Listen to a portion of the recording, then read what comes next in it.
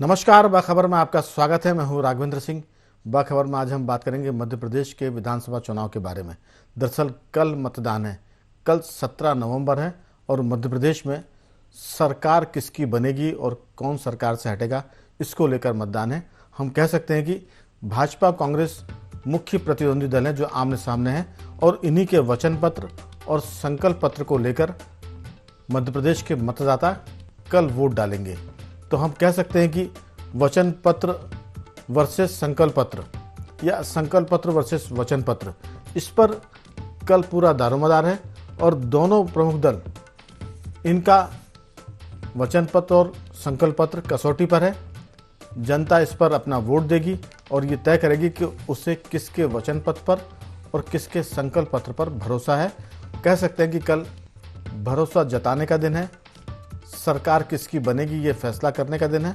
अलग बात है कि कल ईवीएम में मतपत्र माने भाग्य बंद हो जाएगा और 3 दिसंबर को ये खुलेगा और दिसंबर के पहले हफ्ते में सरकार बन जाएगी मध्य प्रदेश में। नहीं, आज इसी पर हम विस्तार से बात करेंगे। क्या लाडली बहनों का मामला रंग लाएगा? क्या किसानों को जो गेहूं खरीदने का दाम है वो रंग लाएगा, या धान की खरीदी रंग लाएगी, या मध्य प्रदेश में भ्रष्टाचार कम करो का मामला रंग लाएगा? ऐसे बहुत सारे मुद्दे हैं जिन पर हम विस्तार से बात करेंगे, क्योंकि ये सब चीज़ें बताती है कि कहीं ना कहीं जनता उन्हीं पर वोट डालती है जो पार्टियां जनता के बीच में जाकर वादे करती है, फैसले करती है। इसी पर विस्तार से बात चर्चा के लिए हमारे साथ जुड़ेंगे मध्य प्रदेश के वरिष्ठ पत्रकारों में शामिल जयंत तोमर जी। जयंत तोमर जी, आपका बहुत बहुत स्वागत है। और टेलीफोन लाइन पर जुड़ेंगे सामाजिक कार्यकर्ता रमेश सिंह जी। रमेश जी, आपका भी बहुत बहुत स्वागत है। धन्यवाद। और स्टूडियो में हमारे साथ जुड़ेंगे बहुत जल्द मध्य प्रदेश के वरिष्ठ पत्रकार योगीराज योगेश जी।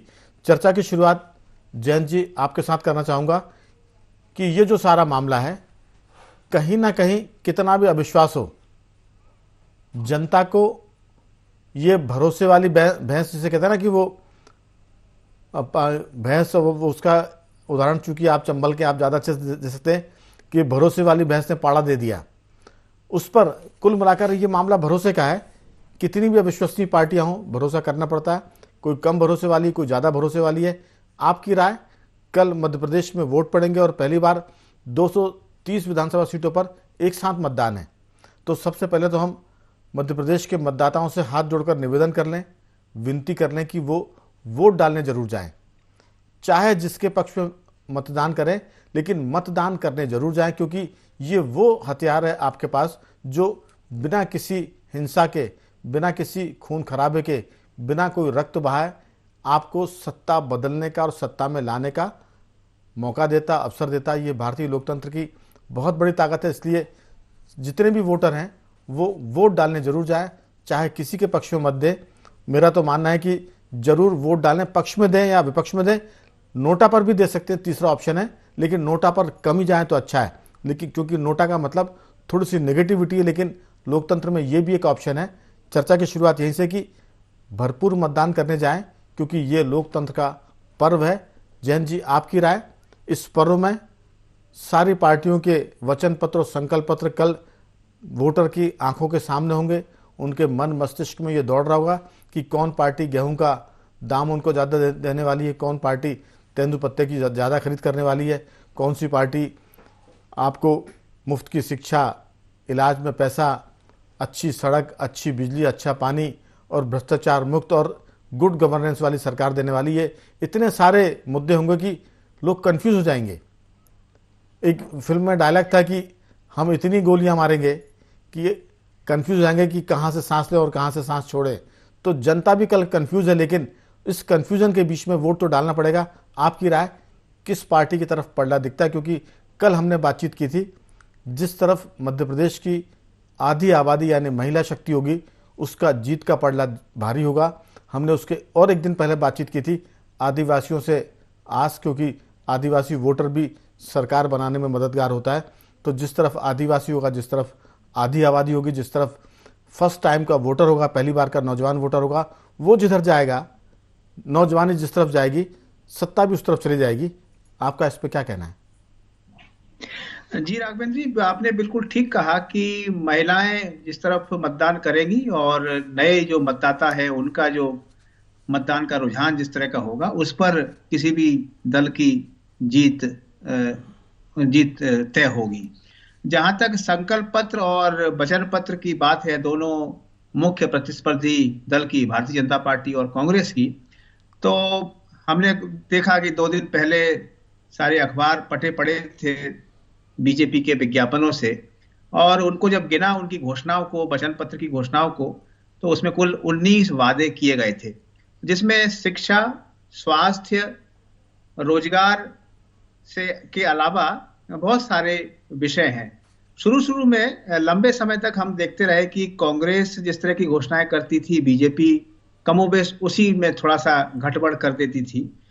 और या ये कहें कि बीजेपी ने जिस तरह की घोषणाएं की, कांग्रेस ने उसमें कुछ गड़बड़ की। जी। लेकिन कांग्रेस इस मायने में थोड़ी सी अलहदा रही कि उसने, पहली बात तो ये कि उसने जातिगत जनगणना का वादा किया है, और सबसे महत्वपूर्ण बात, उसने ओल्ड पेंशन स्कीम, पुरानी पेंशन स्कीम की बहाली की बात की है। और मुझे लगता है कि ये जो पुरानी पेंशन की बहाली की जो बात है, इसके कारण जो कर्मचारी वर्ग है उसने मतदाताओं को विशेष रूप से प्रेरित किया है कांग्रेस के पक्ष में मतदान करने के लिए। और शायद यही कारण है कि हाल ही में सरकार ने एक प्रस्ताव भेजा है केंद्र को, जिसमें 4% डीए बढ़ाने की बात की गई है। ये उसने समझ लिया कि शायद कर्मचारी उस तरफ जा रहे हैं और इसके साथ साथ मतदाताओं को भी प्रभावित करने की कोशिश कर रहे हैं। जी। लेकिन बीजेपी ने बहुत सारी घोषणाएं की हैं, जिसमें हर परिवार से एक व्यक्ति को रोजगार या स्वरोजगार देने की बात की है। और मैं अगर उनकी लिस्ट गिनाऊंगा तो काफी समय लग जाएगा, लेकिन जी। हम सबको मालूम है कुल मिला के 19 उन्होंने वादे किए हैं। जी। इनमें इनको अगर तुलनात्मक अगर देखें तो गैस सिलेंडर की बात है, कांग्रेस ने 500 का कहा था,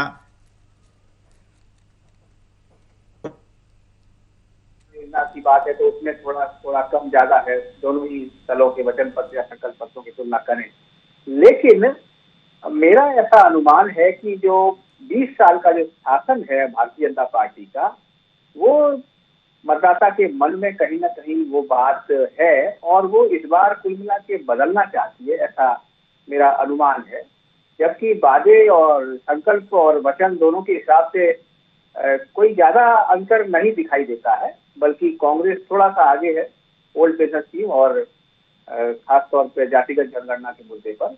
लेकिन चुनाव के समय ये मुद्दे तो नहीं दिखाई दे रहे। सब अपने अपने प्रत्याशी अपने अपने ढंग से अपना कैंपेन चला रहे हैं।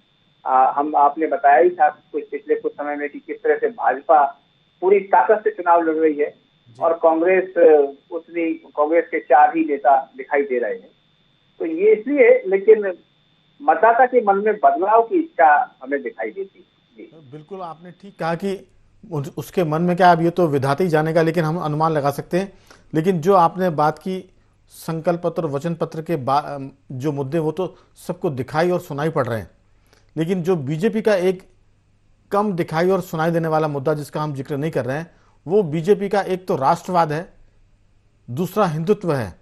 आप देखिए कि बीजेपी ने बहुत इन चीज़ों को समझकर राज्य का जो नेतृत्व उसको पीछे किया है, और राष्ट्रवाद को लेकर चलने वाले नरेंद्र मोदी के नेतृत्व को आगे किया है। पहली बार ये नारा लगा कि मोदी के मन में मध्य प्रदेश और मध्य प्रदेश के मन में मोदी। इसका मतलब कि बीजेपी ने पूरा जो इलेक्शन है वो एक तरह से घुमा दिया है मोदी की तरफ। मोदी यानी राष्ट्रवाद, मोदी यानी भारतीय सेना को सशक्त करने वाला, मोदी यानी राम मंदिर बनाने वाली सरकार। तो ये बहुत सारी चीज़ें जो हमको जमीन के भीतर दिखाई और सुनाई पड़ सकती है, ये बीजेपी ने, और जो संघ इस पर काम करता है वो भी जरूर वो चीज़ हमको देखनी समझनी पड़ेगी। क्योंकि कई बार जो दिखाई देता है वैसा होता नहीं, कई बार जो होता है वो दिखाई नहीं देता। तो हम इस पर जाएंगे, बहुत सारी बातें हैं बीजेपी के। वैसे आपने 19 मुद्दे बताए, लेकिन इसमें जो हमारे पास है उसमें 23 मुद्दे, आयुष्मान योजना भी है, बुंदेलखंड विंध्य महाकौशल बोर्ड विकास भी है, सांस्कृतिक लोग बनाएंगे, रीवा सिंगरौली में एयरपोर्ट बनाएंगे, ग्वालियर जौलपुर में मेट्रो की बात की है, विंध्य नर्मदा अटल प्रगति और बुंदेलखंड मालवा निवाड़ में विकास एक्सप्रेसवे की बात की है। तो बहुत सारी बातें अगर हम गिनने पर आएंगे तो मुझे लगता है कि 2 घंटे भी कम पड़ेंगे, क्योंकि वादे हैं, वादों का क्या। और दोनों पार्टियों का, मैंने शुरुआत में कहा था कि दोनों पार्टियों, अब आजकल की राजनीति थोड़ी सी विश्वसनीय कम है, अविश्वसनीय ज़्यादा हो गई है, लेकिन जनता के पास कोई ऑप्शन नहीं है इन्हीं पर भरोसा करने के अलावा। एक कड़वा शब्द है कि सभी जो है, कोई कम अच्छा, कोई कम खराब है, कोई सांप नाथ है, कोई नागनाथ है, बहुत सारी जुमले, बहुत सारी तुलनाएं, बहुत सारी उक्तियां चलती हैं, लेकिन अब चुनना तो इन्हीं में से है। योगीराज जी, ये जो सारा मामला है, चुनाव का कल मतदान है और जनता ने जितने 10-12 दिन में जो प्रत्याशी खड़े हुए हैं उनका चाल चरित्र चेहरा देखा होगा, उनकी गुड गवर्नेंस की बातें देखी होंगी, उनके परिवार का व्यवहार देखा होगा, कौन कैसी गुंडागर्दी कर रहा है, कौन करप्शन कर रहा है, कौन सच करता है, कौन झूठ बोलता है। आपकी राय, कल वोट पड़ने वाला है, हमने शुरुआत में कहा कि मतदान करने जरूर जाए। आपको लगता है कि ये संकल्प पत्र, वचन पत्र के मामले मध्य प्रदेश की सियासत को किस करवट बैठाने वाले हैं? देखिए राघव जी, दोनों पार्टियों ने कोशिश पूरी तरह से की है कि कैसे लुभावने वादे करें जी, और जिससे जितना बना उसने अपने हिसाब से वादे कर दिए, और उन वादे करनों में ये तक ध्यान नहीं रखा कि ये आगे फुलफिल कैसे हो पाएंगे। अब इसमें तो अगले, हम लोग कल्पना कर रहे हैं, अगले वचन पत्रों में अगले 5 साल बाद जब वो आएगा, तब हो सकता है कि एलन मस्क के रॉकेट में बैठा के चांद पर भी लोगों को प्लॉट देने की बात हो जाएगी।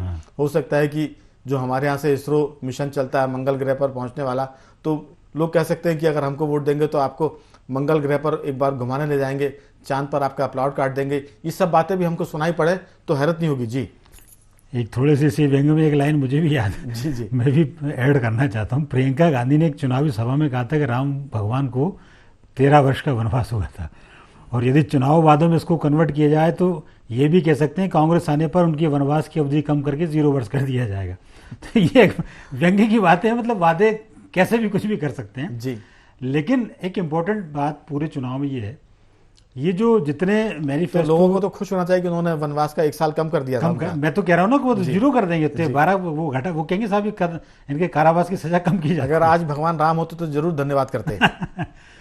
तो ये तो बातें हैं, लेकिन एक जिस नज़रिए से सबको देखा जाना चाहिए, संकल्प पत्र हो, वचन पत्र हो, या जो भी आप वादे कर रहे हैं, उसमें वादे करीब करीब एक दूसरे को उन्होंने इक्वल करने की कोशिश की। कि कांग्रेस में एक मुद्दा जरूर लगता है, ओपीएस का जो मामला है वो बस एक डिफरेंट है, बाकी कोई मुझे नहीं लगता कि कोई बहुत ज़्यादा अंतर है।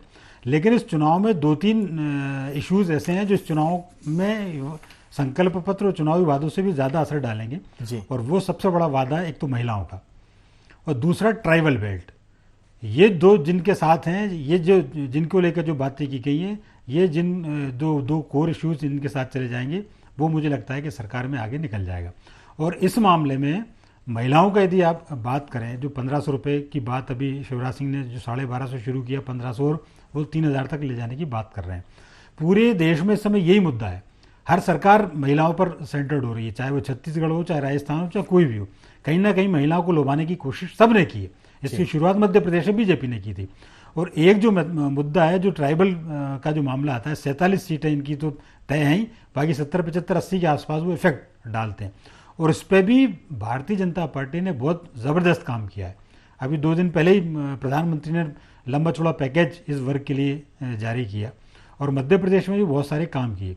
तो मुझे ऐसा लगता है कि ये जो दो जो वर्ग हैं, मेरे आकलन के मुताबिक, जी जी, इनमें जो सेंध लगा जाएगा, मुझे ऐसा लगता है कि वो थोड़ा सा आगे हो जाएगा। बाकी ये सब, जैसे जयंत जी ने भी कहा है कि बिल्कुल मतलब लोगों के मन में क्या क्या चल रहा है और कितना टसल है और कितनी नेक टू नेक फाइट वाला जो मामला है, तो बहुत चुनौतीपूर्ण चुनाव में, और कोई आसानी से ये नहीं कह सकता कि ये चुनाव किस तरफ जाएगा। लेकिन ये जो 2 कोर इश्यूज मुझे लगे, मेरे अनुमान के मुताबिक ये बड़े मुद्दे हैं। और इन घोषणा पत्र और संकल्प पत्र में इन 2 लोगों को, जिन पार्टी का घोषणा पत्र अच्छा लगेगा जी, वो एडवांटेज में रहेंगे, मेरा ऐसा मानना है। बिल्कुल। रमेश जी, आपका वास्ता गांव देहात से है, किसानों के बीच में। पिछले चुनाव की हम बात करें तो 2018 में जब कमलनाथ जी ने अपने घोषणा पत्र में कहा था कि कांग्रेस का कहना साफ, 2 लाख तक का कर्जा माफ, फिर उसको आगे बढ़ाया था राहुल गांधी जी ने, उन्होंने कहा था कि 10 दिन में कर्जा माफ, नहीं तो सीएम साफ। ये बात इतनी अपील कर गई थी कि जो भाजपा समर्थित किसान भी थे गांव में, उन्होंने भी कांग्रेस को वोट किया था। और कहा था कि भाई 2 लाख तक का कर्ज माफ हो रहा है, इस बार तो कांग्रेस को वोट करते हैं, अगली बार फिर देखेंगे बीजेपी को वोट कर देंगे। तो उसके चलते कांग्रेस 114 सीट पर आ गई थी। तो ये जो सारे मामले हैं, किसानों के, महिलाओं की बात कर रहे हैं, आदिवासियों की बात कर रहे हैं, युवाओं की बात कर रहे हैं, आपको क्या लगता है कि इस पूरे मसले में कल इन तमाम मुद्दों पर वोट डलने वाले हैं? मैं कांग्रेस का भी आपको बता दूं कि कांग्रेस 19 और 23-24 वचन पत्रों की बात तो भाजपा की हो गई। कांग्रेस ने भी कहा कि फिर उन्होंने कहा कि किसान का कर्जा माफ करेंगे, महिलाओं को 1,500 रुपये प्रति माह देंगे, 500 रुपये का गैस रसोई सिलेंडर देंगे, 100 यूनिट बिजली का बिल माफ रहेगा, 200 यूनिट तक का हाफ रहेगा, कर्मचारियों को पुरानी पेंशन, 5 साल तक की बिजली फ्री किसानों के लिए, पुराने बिजली बिल माफ करेंगे, सिंचाई के लिए 12 घंटे बिजली देंगे, स्कूली बच्चों को प्रति माह 500 से 1500 रुपये तक देंगे। ये एक बड़ा मामला है। ये भी कांग्रेस ने कहा 50% से अधिक जनसंख्या वाले आदिवासी बहुल क्षेत्रों में वो 6ठी अनुसूची को लागू करेंगे, ओबीसी को वो 27% आरक्षण देंगे। ये तमाम मुद्दे हैं जिन पर कांग्रेस के लोग कल वोट मांगेंगे और जनता उस पर वोट भी करेगी। अलग बात है कि नतीजे क्या आते हैं, लेकिन बीजेपी कांग्रेस दोनों ने पूरी ताकत लगाई है। आपका क्या सोचना है, क्या सोचते हैं? राघवन जी, मैं सबसे शुरुआत करता हूँ राष्ट्रवाद और हिंदुत्व से। तो मैं आपको बता दूं कि राष्ट्रवाद और हिंदुत्व को बीजेपी मोदी सरकार ने आम भारतीय, खासतौर से मैं नॉर्थ इंडियंस की बात तो करूंगा कि उनकी अंतर चेतना में व्याप्त हो गया। जैसे किसी घर की बुनियाद होती है ना, इसका सबूत यह है कि जितने भी सर्वे आते हैं मोदी के नाम पे वो सबको सुपरसीड कर जाते हैं। तो ये जो राष्ट्रवाद और हिंदुत्व है, ये भारत की अंतर चेतना का एक आधारभूत स्तंभ हो गया है। अब आते हैं घोषणा पत्रों पे। तो राघवन जी, मैं एक बात बताऊं कि 90% लोग घोषणा पत्र को ज्यादा सीरियसली नहीं लेते। वो अपने वो पॉइंट्स देखते हैं जो उनके ज्यादा फायदे में हो।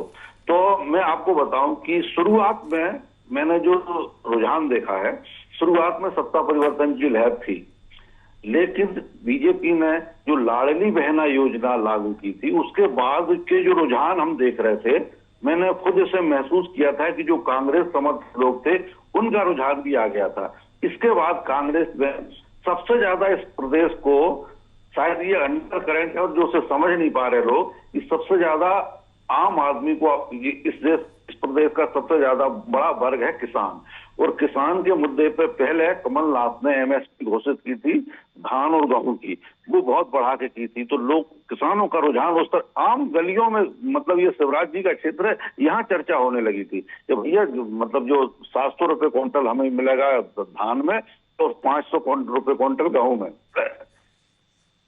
लेकिन कांग्रेस, बीजेपी ने जो 3100 रुपये धान और 2600-2700 रुपये गेहूं किया है, तो ये एक ऐसा मास्टर स्ट्रोक है जो हर किसान को प्रभावित कर रहा है। मैं आपको बताऊं, 2 लाख रुपए कर्ज माफी कमलनाथ जी ने की थी, लेकिन अगर किसी की 200 क्विंटल धान पैदा हो रही है तो उसे 2 लाख का फायदा हो रहा है। 500 रुपये क्विंटल के हिसाब से गेहूं में, तो एक साल में वो 2 लाख के कर्ज माफी से भी ज्यादा जा रहा है। तो कर्ज माफी से ज्यादा आकर्षक आम किसान को एमएसपी दिखाई दे रही है। अच्छा, ये जो आयुष्मान योजना है, ये ऑलरेडी आम आदमी के पास है ही, लेकिन जो रोजगार और महंगाई मुफ्त शिक्षा स्वास्थ्य है, इसकी जानकारी ना किसी को है, ना कोई मानने के लिए तैयार है, क्योंकि ये आम आदमी को ज्यादा इफेक्ट नहीं करता। स्वास्थ्य, वो आयुष्मान योजना से स्वास्थ्य मुझे इलाज हो जाता है। तो इस समय सबसे ज्यादा महत्वपूर्ण है कि किसान का रुझान, ये 3100 जो एमएसपी है गेहूं और धान की, ये एक ऐसा मुद्दा है। अब जैसे मान लीजिए 5 हाउस की बिजली मुफ्त स्कीम में अगर किसी की 100 क्विंटल धान निकल रही ना राघवन जी, तो उसे जो एमएसपी बढ़ के मिल रही है, उसकी हवा में ये मतलब वो हम 5 नहीं, हम 10 मोटरों का कनेक्शन करवा लेंगे, इतना फायदा हो रहा। तो आज की तारीख में तो ये स्थिति है। लेकिन अब सवाल ये है, एक तो बीजेपी के पास 20 साल की एंटी इनकम्बेंसी है, दूसरी बात उसका जो कार्यकर्ता है वो बहुत सुस्त, शुरू से ये विवाद रहा है कि कार्यकर्ता में चेतना नहीं है। तो अब कार्यकर्ता मतदाताओं को बीजेपी के पक्ष में कितना निकाल पाता है, वो कितनी ईमानदारी से काम कर पाता है, ये सबसे महत्वपूर्ण है। क्योंकि आज की तारीख में अगर मैं आम आदमी को अपीलिंग पॉइंट की बात करूं तो आम आदमी को, कि जो किसान है, सबसे ज्यादा किसान है और उसको सबसे ज्यादा इफेक्ट कर रहा है, सबसे ज्यादा अपील कर रहा है, तो वो लाडली बहन योजना और जो दोनों गेहूं और धान की फसल बिल्कुल में जो बिल्कुल रमेश जी, दरअसल आपने दो बातें की। किसान को एमएसपी जो धान पर 1,000 रुपये कुंटल की भाजपा ने बढ़त बना कर दी है, कांग्रेस ने भी की, लेकिन आपने फोकस किया है किसान बीजेपी के 1,000 रुपये कुंटल धान पर और 500 रुपये के गेहूं पर जो एमएसपी बढ़ाकर देने का वादा किया है। ये दो चीज़ें किसानों को ठीक वैसे ही प्रभावित कर सकती हैं जैसा पिछले चुनाव में 2 लाख तक के कर्जे माफ ने कांग्रेस की तरफ किसानों को डाइवर्ट किया था। और शुरुआत में हमने बात की थी योगीराज जी कि अगर महिलाओं के मन में अगर कांग्रेस है, महिलाओं के मन में अगर कमलनाथ है या मोदी है या मामा शिवराज है, तो जाहिर है कि वो उनकी तरफ जाएंगी और बहुत बड़ा वोट, आधी आबादी का मामला है, युवा, किसान और महिला, ये जिसकी तरफ जाएंगी जीत का पार्ट उस तरफ झुकता हुआ दिखेगा। आपकी राय बहुत संक्षेप में अंतिम जी। देखिए राघवन जी, कुल मतदाता 5 करोड़ के आसपास है मध्य प्रदेश में, और ये मान के चलिए कि 4 करोड़, 3.5-4 करोड़ वोटिंग होगी। और इन्होंने जो टारगेट किया लाडली बहना या जो महिलाओं का जो मामला है, ये 1.25 करोड़ महिलाओं का मामला है। तो ये सबसे बड़ा वर्ग है, मुझे ऐसा लगता है, इन सारे मतदाताओं में। और जब चूंकि महिला की बात होती है तो वो पूरे घर में वो बात जाती है। फिर मतलब ये घर में भी अपन किसी से बात करो तो वो बात यही कहते हैं कि नहीं साहब, ये लाडली बहना से जो 1,500 या 2,000 या 3,000 मिल रहे हैं, उससे कहीं ना कहीं परिवार की इकोनॉमिक उसमें ही लाभ हो रहा है। ये एक महत्वपूर्ण घटक मैं मानता हूँ। और आप ये देखो कि पिछले 4-5 लेकिन दूसरा पक्ष ये भी कहता है कि ये तो चुनाव के वक्त का ऐलान है और वो कह रहे हैं कि आप इनसे 1,250 रुपये ले लीजिए, सरकार हमारी आएगी तो हम 1,500 रुपये देंगे आपको, तो इधर भी आप लीजिए, उधर हमको जिताइए और हम आपको देंगे। तो ये बहुत सारे दाव पेच है, बहुत सारे एक तरह से जिसे कहते हैं ना कि उतार चढ़ाव अभी आएंगे कल तक। अभी जब चुनाव शुरू हुए तो कमलनाथ जी ने भी नारी सम्मान योजना शुरू की थी लाडली बहना की अगेंस्ट में। और जब उन्होंने कहा था कि नारी सम्मान योजना के फॉर्म भरे जाएंगे जगह जगह, तो कई जिलों में कांग्रेस के कार्यकर्ताओं को वो फॉर्म भरने वाले महिलाएं नहीं मिली। उनको विश्वास इसमें था 1250 में। ये अलग है कि ठीक है इनकी सरकार इसलिए थोड़ा सा इनके पक्ष में जा रहा है, बिल्कुल, लेकिन ये इक्वल हो रहा है। और थोड़ा सा इसमें एज मेरे ख्याल से शिवराज सिंह चौहान को ज़्यादा है। जी जैन जी, आपकी राय कि ये जो सारा मामला है, कहीं ना कहीं बीजेपी ने तो महिलाओं के खाते में पैसे डालना शुरू कर दी क्योंकि वो सरकार में है। ये उसको योगराज कहा कि ये उनको लाभ है क्योंकि वो सरकार में है, उन्होंने वादे पर अमल करना शुरू कर दिया। कांग्रेस सरकार में आएगी तब ये पैसा देना शुरू करेगी। तो ये जो सारा मामला है महिलाओं का, आदिवासियों का और खासतौर से नए वोटर का, ये जिस तरफ झुक जाएंगे उस तरफ अगर ये झुक गए तो फिर थोड़ा बहुत बहुमत नहीं मिलेगा, फिर हो सकता है कि 150 सीट मिले। और अगर इसमें मार्जिन हुआ तो फिर सीटें हो सकता है कि पार्टियां या तो किसी को बहुमत ना मिले या फिर बहुत ही बॉर्डर लाइन पर बहुमत मिले। ये हमारे अनुमान है, अटकल हैं। कल मतदान हो जाएगा, उसके बाद देखते हैं कि ऊँट किस करवट बैठता है। अभी तो हम अनुमानों के घोड़े दौड़ा रहे हैं, ये कब तक और कहाँ तक दौड़ते हैं ये 3 दिसंबर तक चलता रहेगा। आपकी राय कि जो पार्टियां हैं, हमने शुरू में कहा कि ये विश्वसनीय कम है, अविश्वसनीय ज़्यादा है, लेकिन जनता के पास कोई, वोटर के पास कोई ऑप्शन नहीं है इनके अलावा, कम खराब चुनना है खराब में से। आपकी 2 टुक टिप्पणी। जी राघवेंद्र जी, मैं यहाँ पे सिर्फ 2 बातें कहना चाहूंगा कि मैं लगातार ये सोच रहा हूँ कि इतनी जो घोषणाएं हैं उसके लिए जो पैसे की व्यवस्था करनी होगी, वो पैसा कहाँ से आएगा और कब तक आएगा। क्या जिस तरह से कमलनाथ ने घोषणाएं की थी और पूरा समय लगा दिया और तमाम अतिथि जो विद्वान थे उनको उनकी मांगों को पूरा होने में पूरे 5 साल लग गए, क्या अगली सरकार जो भी आएगी क्या वो भी इस तरह से करेगी। और दूसरी बात यह कि योगीराज जी ने बहुत अच्छी बात कही कि लगभग 5 करोड़ मतदाता हैं, जिसमें से लगभग जो भी वोट पड़े 1.25 करोड़ जो महिलाएं हैं जिनको लाभ मिल रहा है लाडली बहना का। मैंने ये अनुमान लगाया है कि ये एक ऐसी योजना है जिसने महिलाओं को स्वतंत्र कर दिया है अपना मत देने के लिए। अब वो हो सकता है कि वो नहीं कहें कि परिवार के जो पुरुष सदस्य हैं उनके कहने के हिसाब से वो चुप रहें, लेकिन शायद वो वोट वहीं करेंगी जहां जिसके कारण उनको उनके खाते में पैसे आ रहे हैं। इसमें ये एक बड़ा बदलाव आपकी बात में मैं एक चीज जरूर जोड़ूंगा कि 3 तलाक का जब मामला हुआ था तब लोगों ने कहा था कि ये एक तरह से मुस्लिम समुदाय इसको स्वीकार नहीं करेगा, लेकिन उत्तर प्रदेश के चुनाव में ये देखा गया कि 3 तलाक के मुद्दे पर बहुत सारे वोट मुस्लिम महिलाओं के भाजपा को मिले।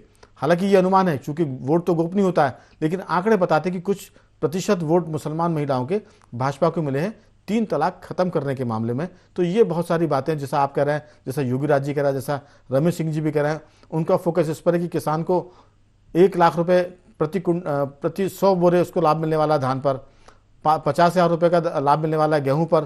तो ये अपने अपने गणित है, अपने अपने अनुमान है। रमेश जी, आपकी अंतिम टिप्पणी इसमें पूरी चर्चा पर।